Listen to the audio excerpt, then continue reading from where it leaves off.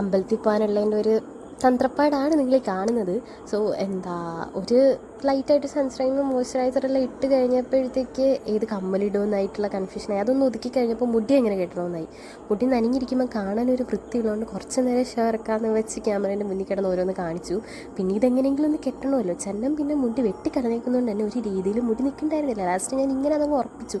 2 കൊമ്പൊക്കെ എടുത്ത് ഫ്രണ്ടിലേക്ക് ഇട്ടാൽ ഓക്കെ സെറ്റ്. അടുത്തത് ഇനി ഞാൻ ഷോൾ എങ്ങനെ ഇടണമെന്നായി. ഷോളിട്ട് വലിയ പരിചയമൊന്നും ഇല്ലാത്തതുകൊണ്ട് തന്നെ കുറേ നോക്കി, അങ്ങനെ ചെയ്യണോ ഇങ്ങനെ ചെയ്യണോ, ഇടയ്ക്ക് കുറേ നേരം ആലോചിച്ചു ഇനി ഇതുമ്മേ എന്താ ഞാൻ പണിയേണ്ടതെന്ന്. അതും തിരിയുന്നില്ല, ഒന്നും ഇടുന്നത് ഇഷ്ടപ്പെടുന്നില്ല. ലാസ്റ്റ് ഓരോന്ന് മാറി മാറി ഇട്ട് നോക്കുന്നുണ്ട്. അവസാനം ഇട്ട് നോക്കിയത് ഇതാ. എന്നിട്ട് ഇതും എനിക്ക് ശരിയാവുന്നില്ല, എനിക്കിഷ്ടാവുന്നില്ല.